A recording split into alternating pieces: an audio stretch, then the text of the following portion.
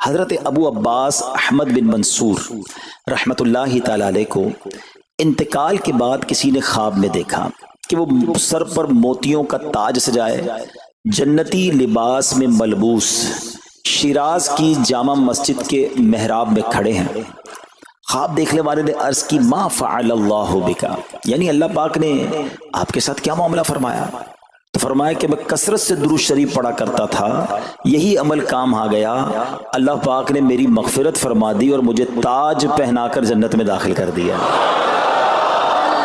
کیا بات ہے درود پاک کی! آپ یقین کریں، اگر میں آپ سے یہ کہوں کہ زندگی میں ایک مسلمان ہونے کی حیثیت سے اگر آپ اپنی خواہشات، اپنی ڈیزائرز کیا کیا ہیں لکھیں ذرا، کہ مجھے دنیا میں کیا چاہیے، مجھے مرتے وقت کیا چاہیے، قبر میں کیا چاہیے، مرنے کے بعد محشر کے دن میں کیا چاہتا ہوں، کبھی اکیلے بیٹھے نہ تو لکھیے گا، ٹھیک ہے؟ اور اب میں آپ کو بہت ساری حدیثوں کا کچھ نچوڑ پیش کرنے جا رہا ہوں، سنتے جائیے اور سبحان اللہ بھی کہتے جائیے۔ اگر آپ روزی میں برکت چاہتے ہیں تو درود پاک پڑھیے، اگر آپ بیماری سے شفا چاہتے ہیں تو درود پاک پڑھیے، اگر آپ ذلت و رسوائی سے بچنا چاہتے ہیں تو درود پاک پڑھیے، اگر آپ عزت میں اضافہ چاہتے ہیں تو درود پاک پڑھیے، آپ مصیبتوں اور پریشانیوں سے بچنا چاہتے ہیں تو درود پاک پڑھیے، مرتے وقت کلمہ پڑھنا چاہتے ہیں تو درود پاک پڑھیے، مرتے وقت آقا کا دیدار کرنا چاہتے ہیں تو درود پاک پڑھیے، آپ یہ چاہتے ہیں کہ آقا اپنے مبارک ہاتھوں سے قبر میں اتاریں تو درود پاک پڑھیے، اپنی قبر کو نور مصطفیٰ سے جگمگانا چاہتے ہیں تو درود پاک پڑھیے، قیامت کے دن نبی پاک کے پرچم تلے اٹھنا چاہتے ہیں تو درود پاک پڑھیے، آقا کے ہاتھوں جام کوثر پینا چاہتے ہیں تو درود پاک پڑھیے، اور سنیے آقا کے ساتھ جنت میں جانا چاہتے ہیں تو درود پاک پڑھیے، مدینے جانا چاہتے ہیں، بار بار جانا چاہتے ہیں تو درود پاک پڑھیے، اور زندگی میں دیدار مصطفیٰ کرنا چاہتے ہیں تو درود پاک پڑھیے۔ کچھ باقی رہ گیا؟ اللہ اکبر یا رسول اللہ، مجھے بتائیے اور کچھ باقی رہ گیا ہے؟ ایک مسلمان ہونے کی حیثیت سے what ever I need in دنیا اور ان ہیئر آفٹر، دنیا اور آخرت میں جو کچھ چاہیے، روزی برکت والی، زندگی عزت والی، پریشانیاں دور ہو جائیں، بیماریاں دور ہو جائیں، ذلت اور رسوائی سے بچا رہوں، ایمان والی موت ملے، جب تک زندہ رہوں مدینے آتا جاتا رہوں، آقا کی دید کرتا رہوں، آقا جنت میں ساتھ لے جائیں۔ اب کچھ باقی بچتا ہے؟ اب یقین کریں میں نے اپنی طرف سے نہیں بتایا، یہ جن کا کچھ مطالعہ ہے تو ان کو یاد آ رہا ہوگا کہ اس ہر جملے کے پیچھے کوئی نہ کوئی ایک روایت یا کوئی نہ کوئی حدیث موجود ہے، یعنی یہ سارے انعامات دنیا کے، قبر کے، حشر کے، یہ سارے انعامات نبی پاک نے درود پاک کی فضیلت میں بیان فرما دیے ہیں۔ یہ ایسے ہی شاعر نے نہیں کہا کہ ہر درد کی دوا ہے صلی علی محمد، تعویذ ہر بلا ہے صلی علی محمد صلی اللہ علیہ وسلم۔ پھر کیوں نہیں پڑھتے؟ یعنی اتنے سارے مسئلے حل ہو جائیں ایک ہی وظیفے سے۔ لوگ پوچھتے رہتے ہیں کوئی وظیفہ بتا دیں، روزی میں برکت کا بتا دیں، پریشانی دور ہو جائے بتا دیں، مدینے کا کوئی وظیفہ بتا دیں، اور یہ سارے وظیفے درود پاک میں چھپے ہوئے ہیں۔ پکڑ لو نا درود پاک، پھر دیکھیں اس کی کیسی برکتیں آپ زندگی میں دیکھیں گے، آپ کا چہرہ شاش بشاش ہو جائے گا، آپ کی طبیعت فریش ہو جائے گی، آپ کو مزے کو مزہ آ جائے گا۔ بس درود پاک کی کثرت پڑھتے رہا کریں، پڑھتے رہا کریں، انشاءاللہ برکتیں ہی برکتیں۔ میں بھی نیت کروں، آپ بھی نیت کریں۔ ایک اور خوبصورت بات بتاؤں، جو بڑی خوبصورت آیت ہے، میں سمجھتا ہوں شاید دنیا بھر کے عاشقان رسول کو یہ کم از کم آیت تو سب کو یاد ہوگی۔ کون سی آیت؟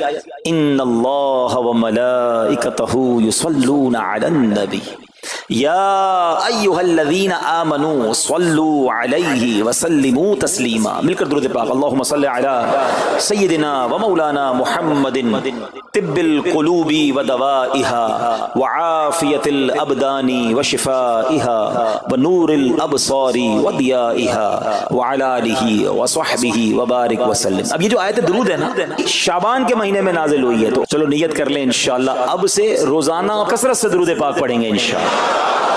آئیے مل کر محبت کے ساتھ ایک بار پھر درود پاک، صلو علی الحبیب صلی اللہ تعالی علی محمد صلی اللہ علیہ وسلم۔ مشہور صحابی حضرت ابو ہریرہ رضی اللہ تعالیٰ عنہ فرماتے ہیں کہ ایک مرتبہ میں رسول اکرم نور مجسم صلی اللہ تعالی علیہ وآلہ وسلم کی اقتداء میں نماز عشاء پڑھ کر واپس جا رہا تھا۔ میں نے دیکھا کہ ایک عورت اپنے آپ کو پوری طرح ڈھانپ کر سڑک کے ایک کنارے پر کھڑی ہے اور اس نے مجھے پکارا کہ اے ابو ہریرہ ذرا میری بات سنو. آپ کہتے ہیں میں قریب گیا, میں خلاصہ عرض کر رہا ہوں. تو اس عورت نے کہا کہ مجھ سے بہت بڑا گناہ ہو گیا ہے, کیا میری توبہ قبول ہوگی؟ حضرت ابو ہریرہ نے اس سے سوال کیا کہ کیا گناہ ہو گیا؟ اس نے گناہ کی تفصیل بتائی, کافی بڑا گناہ تھا. آپ نے کہا کہ تو ہلاک ہو گئی اور تو نے دوسروں کو بھی ہلاکت میں ڈال دیا, اتنا بڑا گناہ کیا, اب تم توبہ کی امید رکھتی ہو؟ اللہ پاک کی قسم تیری توبہ قبول نہیں ہوگی. جب آپ نے یہ کہا تو وہ عورت خوف خدا سے کانپنے لگی اور اتنا زور سے کانپی کہ کانپتے کانپتے وہ بے ہوش ہو گئی. آپ نبی پاک کی بارگاہ میں آ گئے. اب آپ کو خیال آیا کہ یار میں نے اس کو کہہ تو دیا, مگر میں نے اللہ کے نبی صلی اللہ علیہ وسلم سے مشورہ تو نہیں کیا, پیارے آقا سے پوچھا تو نہیں. اب آپ نبی پاک علیہ السلام کی بارگاہ میں آئے اور آقا سے عرض کی کہ حضور ایسا ایسا ہوا اور ایک عورت مجھے ملی اور اس نے مجھے اپنا گناہ بتایا. میں نے کہا اتنا بڑا گناہ, اب تیری توبہ قبول نہیں ہوگی. اللہ اکبر. جب نبی رحمت شفیع امت صلی اللہ تعالی علیہ وسلم نے یہ بات سنی تو فرمایا انا للہ و انا الیہ راجعون. اے ابو ہریرہ تو خود بھی ہلاک ہوا اور تم نے اس عورت کو بھی ہلاکت میں ڈالا, کیا تمہیں اللہ پاک کا یہ فرمان یاد نہیں؟ پھر نبی پاک علیہ السلام نے قرآن مجید فرقان حمید کی یہ آیت تلاوت کی. ذرا غور سے تلاوت سنیے گا. اللہ کریم ارشاد فرماتا ہے بسم اللہ الرحمن الرحیم الا من تاب وآمن وعمل عملا صالحا فأولئك يبدل الله سيئاتهم حسنات وكان الله غفورا رحيما. ترجمہ کنز العرفان. مگر جو توبہ کرے اور ایمان لائے اور اچھا کام کرے تو ایسوں کی برائیوں کو اللہ نیکیوں سے بدل دے گا اور اللہ بخشنے والا مہربان ہے. حضرت ابو ہریرہ نے جب یہ آیت کریمہ سنی اور پیارے آقا علیہ السلام کا یہ فرمان سنا تو آپ کو احساس ہوا کہ میں نے غلط مسئلہ بیان کر دیا ہے. آپ پر یہ احساس اتنا غالب ہو گیا کہ آپ مدینہ منورہ کی اب گلیوں میں آواز لگانے لگے. ایک عورت نے مجھ سے رات ایک مسئلہ پوچھا تھا, کوئی بتا سکتا ہے وہ عورت کون ہے؟ آپ سارا دن مدینے کی گلیوں میں آواز لگاتے رہے, مجھے اس عورت کا پتہ بتاؤ جس نے مجھ سے مسئلہ پوچھا تھا. اب رات ہوئی تو وہ عورت آپ کو کل والی جگہ پر پھر کھڑی مل گئی. آپ فوراً اس عورت کے پاس پہنچے, اسے نبی پاک کا فرمان سنایا اور کہا تمہیں مبارک ہو, اگر تم توبہ کرو گی تو اللہ تمہاری توبہ قبول فرما لے گا. اب یہ عورت اتنی خوش ہوئی کہ مارے خوشی کے کہتی ہے کہ میرا ایک باغ ہے, میں نے اپنے گناہ کے کفارے میں وہ باغ راہ خدا میں صدقہ کر رہی ہوں. یہ پورا باغ ہے ابو ہریرہ میں اللہ کی راہ میں صدقہ کرتی ہوں. اللہ اکبر. اے میرے پیارے اسلامی بھائیوں, اس ایک واقعے میں ہمارے لیے بہت کچھ ہے. پہلے تھوڑا سا تربیت کے مدنی پھول ذرا سمجھیے کہ اتنی بڑی ہستی ہیں سیدنا ابو ہریرہ رضی اللہ تعالیٰ, لیکن جیسے انہیں پتا چلا کہ میں نے یہ مسئلہ تو بیان کر دیا ہے مگر نبی پاک علیہ السلام سے پہلے اس کا حکم تو پوچھ لیتا, یہ ہمیں کیا درس دے رہا ہے کہ بغیر علم کے اپنی طرف سے شرعی مسئلہ بیان نہیں کرنا چاہیے. جو بغیر علم کے دینی مسئلے بتاتا ہے وہ خود بھی ہلاک ہوتا ہے اور دوسروں کو بھی ہلاکت میں ڈالتا ہے. ہاں میں بتاتا ہوں نا اس کا مسئلے کا حل کیا, حالانکہ خود کہیں پڑھا نہیں ہوتا. تو جب تک آپ کو علم نہیں ہے, آپ جانتے نہیں ہیں, تو کسی مسئلے کو بیان نہیں کرنا چاہیے. دوسری بات کہ اگر خدا نہ خواستہ کوئی غلط مسئلہ بتا بیٹھا یا بتا تو درست رہا تھا, بتاتے بتاتے غلطی کر بیٹھا, تو اسے چاہیے کہ ازالہ کرے, فوراً اس کا جو بھی ازالہ بنتا ہے وہ کرے. سیدنا ابو ہریرہ رضی اللہ عنہ کا ازالہ تو دیکھیں کہ آپ کو جیسے ہی پتا چلا کہ اصل مسئلہ یہ ہے, اب آپ مدینے کی گلیوں میں صدا لگا رہے ہیں, تلاش کر رہے ہیں, پورا دن ڈھونڈتے رہے اس خاتون کو کہ میری سے غلطی ہو گئی, میں نے اس کو غلط مسئلہ بتایا, تاکہ اس کو تلاش کر کے اس کو درست مسئلہ بتایا جائے. اللہ اکبر. صحابہ کرام کی ادائیں بھی کتنی نرالی ہوتی ہیں, اللہ ان کا صدقہ عطا فرما دے. اب ہوتا کیا ہے کہ کبھی کوئی غلط مسئلہ بیان ہو گیا یا بیان میں, مشورے میں, درس میں کوئی غلطی ہو گئی, غلطی پتہ چل جائے, اب شرم آتی ہے کہ کیسے کہوں مجھ سے غلطی ہو گئی ہے, میں تو اتنا بڑا مبلغ بن کے گیا تھا, میں نے تو جناب اتنے پبلک میں بیان کیا تھا, اب میں کیسے بتاؤں کہ جناب میں نے یہ غلط پڑھ دیا یا غلط بیان کر دیا. حضرت ابو ہریرہ سب سے زیادہ جن کو حدیثیں یاد ہیں, مگر سچ بتائیں بات سمجھنے والی پتہ کیا ہے, جو لوگ یہ سمجھتے ہیں نا کہ یار غلطی ماننے سے عزت کم ہو جاتی ہے, سچ بتاؤ آج 1450 سال بعد حضرت ابو ہریرہ کا یہ واقعہ سن کے ہمارے دلوں میں ان کی عزت کم ہو رہی ہے, بڑھ رہی ہے؟ Simple is that. غلطی ماننے سے انسان جو ہے وہ نیچا نہیں ہوتا.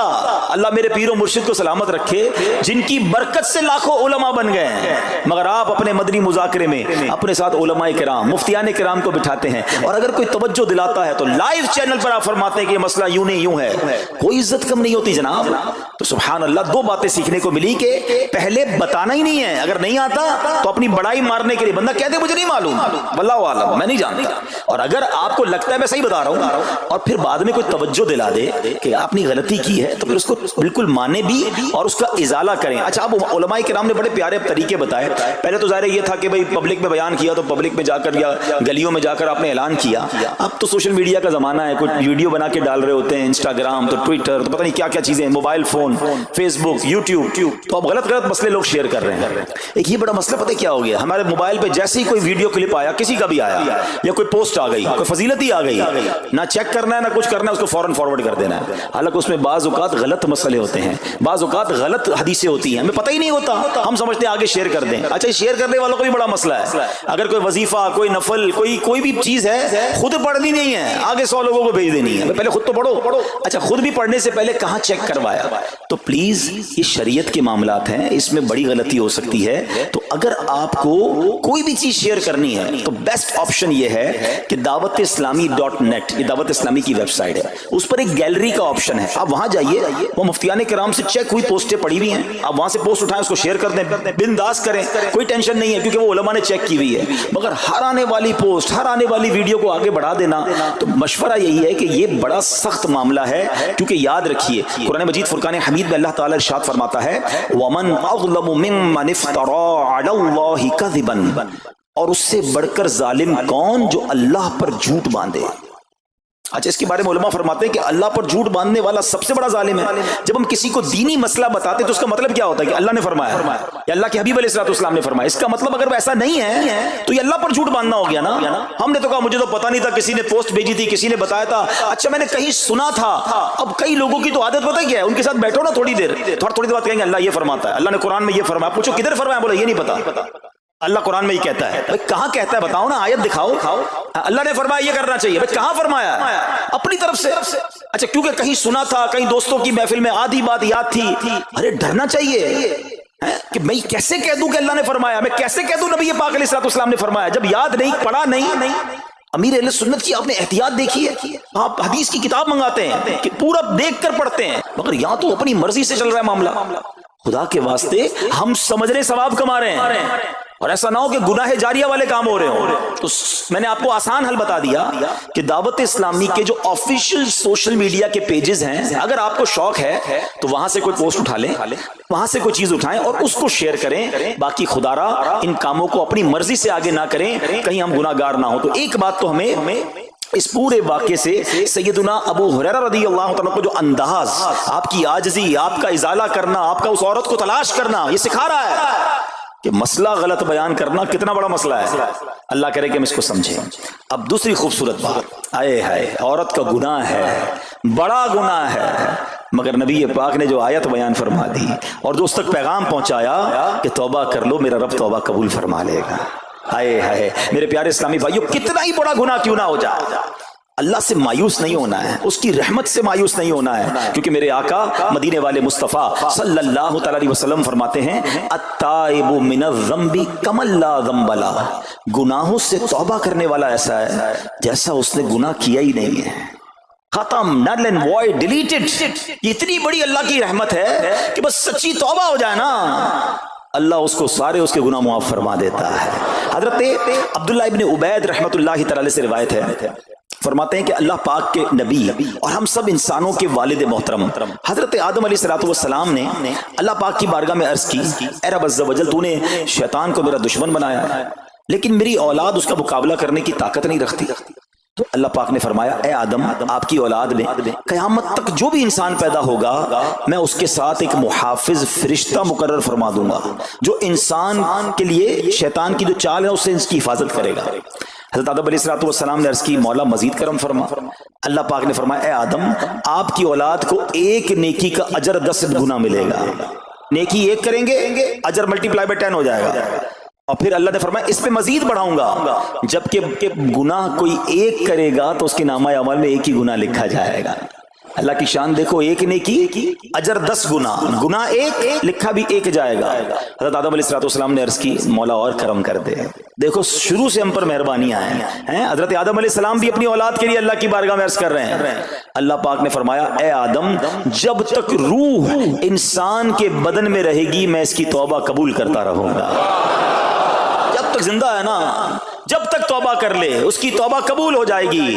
اللہ اکبر، کتنا کریم ہمارا مولا ہے، ہمارا پروردگار کیسا رحیم ہے۔ جب بھی گناہ ہو جائیں فوراً اللہ کی بارگاہ میں حاضر ہو جایا کرو، اپنی غلطی کا اقرار کر کے شرمندہ ہو جایا کریں، انشاءاللہ کریم توبہ قبول ہوگی اور گناہوں کی میل سے دامن صاف ہو جائے گا۔ ارے توبہ جب ہو جائے نا اور بندہ سچی توبہ کر لے، دیکھو اللہ کیسا کریم ہے، کیسا کرم کرتا ہے۔ ایک بزرگ کے بارے میں آتا ہے، حبیب عجمی رحمت اللہ تعالی علیہ ان کا نام تھا، ابھی بہت بڑے آپ اللہ کے ولی گزرے ہیں، بصرہ کے رہنے والے تھے، مگر توبہ سے پہلے آپ کی زندگی بڑی عجیب تھی۔ آپ بڑے امیر آدمی تھے، لوگوں کو قرضہ دیا کرتے تھے مگر سود پر قرضہ دیا کرتے تھے، سود لیا کرتے تھے۔ حال ایسا تھا کہ جب کسی سے سود لینے جاتے تھے یا قرضہ لینے جاتے تھے، وہ پیسہ نہ دیتا، لیٹ ہو جاتا تو اس سے جرمانہ وصول کر لیا کرتے تھے۔ ایک مرتبہ ایک مقروض کے دروازے پر گئے، وہ مقروض تو گھر پہ نہیں تھا، اس کی بیوی تھی، تو کہا میرا شوہر تو آج گھر پر نہیں ہے، نہ ہی میرے پاس رقم ہے کہ آپ کو دوں۔ آپ نے کہا مجھے تو چاہیے، کچھ نہ کچھ تو جرمانہ دینا ہوگا۔ تو اس نے کہا ہم نے ایک بکری ذبح کی ہے، گوشت تو سارا بانٹ دیا، کھا لیا، اس کا سر موجود ہے۔ آپ نے کہا یہی دے دو۔ سود میں پیسے نہیں ملے تو بکری کا سر لے آئے۔ اچھا اب جب بکری کا سر لے کر آئے تو اپنی زوجہ کو کہا کہ پکاؤ اس کو۔ تو زوجہ بولی گھر میں نہ لکڑیاں ہیں نہ دوسرا راشن ہے۔ چنانچہ اب لکڑیاں اور دوسرا راشن وغیرہ بھی دیگر مقروضوں کے گھر گئے اور وہاں سے سود میں کسی نے لکڑیاں پکڑ لی، کسی نے دوسرا راشن مسالہ وغیرہ چیزیں پکڑ لی، وہ بھی لے آئے، کہا لو پکاؤ۔ اب زوجہ نے ہانڈی بنائی، ابھی کھانا تیار ہو رہا تھا کہ اتنے میں ایک بھکاری آ گیا۔ حضرت حبیب عجمی نے اس وقت تو توبہ نہیں کی تھی، اس بھکاری کو بھی باتیں سنا کر نکال دیا، گھر سے نکال دیا۔ اب کھانا تیار ہو گیا، کھانے کے لیے بیٹھے، مگر جیسے ہی زوجہ نے ہانڈی کا ڈھکن اٹھایا نا تو وہ سالن جو تھا بکری کے سر کی بجائے پورا سالن خون سے بھرا ہوا تھا۔ زوجہ نے پکار کر کہا کہ دیکھو تمہارے اعمال کا نتیجہ، تمہاری کنجوسی کا نتیجہ، پوری ہانڈی خون سے بھری ہوئی ہے، سود کا مال تھا نا۔ اب ہانڈی کا یوں خون میں بدل جانا آپ کے دل پر بڑی تنبیہ ہوئی، بڑا اثر ہوا کہ یہ میں کیا کر رہا ہوں، میں کون سی روزی کما رہا ہوں۔ اللہ سے جنگ ہے نا سود کا کام کرنے والا، وہ تمام لوگ سوچیں جو سود کا کام کرتے ہیں۔ اب جب آپ کے دل پہ چوٹ لگی تو آپ نے اب توبہ کرنے کا ارادہ کیا کہ بہت ہو گیا، اللہ کو بڑا ناراض کر لیا۔ تو آپ حضرت حبیب عجمی اب باہر نکلے کہ حضرت امام حسن بصری کی بارگاہ میں جاتے ہیں اور وہاں جا کر توبہ کرتے ہیں۔ مگر جیسے ہی اب باہر نکلے نا تو کچھ بچے کھیل رہے تھے، کھیلتے ہوئے بچے نے آواز لگائی جلدی سائڈ پہ ہو جاؤ، دور ہو جاؤ، حبیب عجمی سود خور آ رہا ہے، کہیں ایسا نہ ہو کہ اس کے قدموں کی دھول ہم پر پڑے اور ہم بھی بدبخت ہو جائے۔ پھر دل پر چوٹ لگی کہ یار بچہ مجھ سے نفرت کرتا ہے، ایسا کام کرتا ہوں میں، اللہ بھی ناراض، اللہ کے بندے بھی ناراض، اور دل پر چوٹ لگی۔ حضرت حسن بصری رحمت اللہ تعالی کی خدمت میں گئے، بڑی سچی توبہ کی، اللہ کو راضی کرنے کے لیے پکی نیت کی، ابھی توبہ کی ہے تو بڑی نیکیاں نہیں کر لی، واپس آ رہے ہیں۔ جیسے واپس آ رہے ہیں تو دیکھا کہ وہی بچے کھیل رہے ہیں۔ اب ان بچوں میں کسی نے آپ کو دیکھا تو کہا کہ اب حبیب توبہ کر کے آ رہے ہیں، دور ہو جاؤ، کہیں ہمارے قدموں کی دھول ان پر نہ پڑ جائے تو ہم گناہ گار نہ ہو جائے۔ تھوڑی دیر پہلے یہ بچے کہہ رہے ہیں کہ دور ہو جاؤ، ان کی دھول پڑ گئی تو ہم بدبخت ہو جائیں گے، سود خور جا رہا، ارے ابھی توبہ کی ہے۔ اور اللہ نے اپنے بندوں اور مخلوق کے دل میں کیسی محبت ڈال دی کہ بچے کہہ رہے ہیں دور ہو جاؤ، ہمارے قدموں کی دھول حضرت حبیب پر نہ پڑ جائے، ہم گناہ گار نہ ہو جائیں۔ اب جناب بڑا دل پہ اور اثر ہوا کہ مالک تیری قدرت، ابھی تو توبہ کی ہے اور میری نیک نامی کا اعلان تو نے اپنی مخلوق سے کروا دیا، سب کے حقوق ادا کیے، سودی لین دین تھا سب ختم کیا، اللہ پاک کی عبادت میں مصروف ہو گئے، اللہ نے ولایت کا سرتاج بنا دیا، اپنا ولی بنا دیا۔ اے میرے پیارے اسلامی بھائیوں، یہ ہے توبہ، اللہ اکبر۔ اے میرے پیارے اسلامی بھائیوں، پتہ یہ چلا کہ عزت دوبارہ مل جاتی ہے، شرط صرف ایک ہے کہ آدمی صحیح راستہ اختیار کر لے۔ اولیاء کرام کی سیرت پڑھ کر دیکھیں، ہزاروں اولیاء کرام ایسے ہیں جو توبہ سے پہلے گناہوں میں مشغول تھے، معاشرے میں انہیں بری نگاہ سے دیکھا جاتا تھا، لوگ ان سے نفرت کیا کرتے تھے، مگر جب اللہ کی طرف آ گئے تو کیا کمال ہوا کہ اب جناب لوگوں کے دلوں میں تو دلوں میں، جانوروں کے دلوں میں بھی اللہ نے اپنی مخلوق کے دلوں میں ان کی عزت ڈال دی، کیونکہ عزت کس کے پاس ہے؟ رب کے پاس ہے۔ دلوں کا اختیار کس کے پاس ہے؟ وہ رب کے پاس ہے۔ آسمان ولایت کا ایک اور چمکتا ستارہ حضرت فضیل بن عیاض رحمت اللہ تعالی علیہ توبہ سے پہلے ڈاکو تھے، جی ہاں، آپ کتنا بڑا نام ہے ولیوں میں، مگر آپ ایک ڈاکو تھے، اور یہ کوئی کہانی نہیں، واقعی حقیقت ہے کہ رات کو جب بچہ سوتا نہیں تھا تو مائیں کہا کرتی تھیں بیٹا سو جاؤ ورنہ فضیل ڈاکو آ جائے گا۔ جس راستے پر آپ ہوتے تھے لوگ ڈر کے مارے اس راستے سے نہیں گزرتے تھے، مگر جب آپ نے توبہ کی، جن کا مال لوٹا تھا واپس کیا اور سارے حقوق ادا کیے، نیک کاموں میں مصروف ہو گئے، اللہ کی عبادت میں لگ گئے، حضرت فضیل بن عیاض نے وہ وقت بھی دیکھا کہ وقت کا بادشاہ آپ کے دروازے پر کھڑا تھا اور انتہائی عاجزی سے عرض کر رہا ہے کہ حضور ملاقات کا وقت عطا فرما دیجئے۔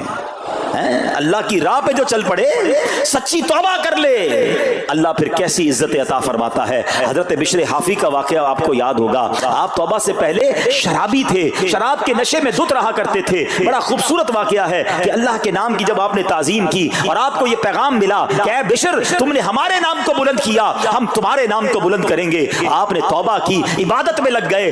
اللہ تعالیٰ کی معرفت کا عالم یہ تھا کہ آپ ننگے پیر رہا کرتے تھے۔ حافی کہتے ننگے پیر رہنے والوں کو، اب جب آپ ننگے پیر گلیوں میں گھوما کرتے تو اس شہر کے جانور راستے پر نجاست نہیں کرتے تھے۔ کیوں نہیں کرتے تھے؟ کہ حضرت بشر ننگے پاؤں رہتے ہیں، کہیں ان کے پیر گندے نہ ہو جائیں۔ ارے وہ شخص جو توبہ سے پہلے شرابی ہے، اب جانور بھی ادب کر رہے ہیں، بلکہ عالم یہ تھا کہ ایک چرواہے کے ایک جانور نے راستے پر گندگی کر دی تو اس نے کہا ہو نہ ہو لگتا ہے حضرت بشر کا انتقال ہو گیا ہے۔ جب معلوم کیا تو پتا چلا کہ ہاں حضرت بشر حافی کا انتقال ہو گیا۔ اللہ اکبر، گویا اللہ نے جانوروں کے دلوں کے اندر بھی ان کی عزت ڈال دی، کیونکہ انہوں نے رب کی بارگاہ میں سر جھکایا، انہوں نے دنیا والوں کی پرواہ نہ کی، انہوں نے رب کو راضی کرنے کی فکر کی۔ تو اے میرے پیارے اسلامی بھائیوں، یہ خیال دل سے نکال دو کہ جناب عزت پیسے سے ملتی ہے، عزت شہرت سے ملتی ہے، جناب سوٹ بوٹ ہو، ذرا اچھے کپڑے پہنوں، اچھی جناب لگژری گاڑی سے اتروں گا تب عزت ملے گی، ارے جناب مہنگا موبائل ہاتھ میں ہوگا تب عزت ملے گی، عالی شان کوٹھیوں میں رہوں گا تب عزت ملے گی۔ یہ بھول ہے تمہاری۔ آؤ قرآن کیا کہتا ہے، عزت کہاں سے ملے گی، عزت کس کو ملتی ہے؟ اللہ قرآن میں فرماتا ہے من کان یرید العزت فللہ العزت جمیعا۔ اللہ کہتا ہے، قرآن فرماتا ہے جو عزت کا طلبگار ہو تو ساری عزت اللہ ہی کے پاس ہے، ساری عزت اللہ کے پاس ہے۔ وَتُعِزُّ مَن تَشَاءُ وَتُذِلُّ مَن تَشَاءُ بِيَدِكَ الْخَيْرُ۔ خدا کی قسم دنیا کی ساری دولت کسی کے پاس ہو، اس کے کروڑوں فالوورز ہوں، لوگ کہتے ہیں سوشل میڈیا پہ فالوور ہونے چاہیے، آج کل تو کسی کا مرتبہ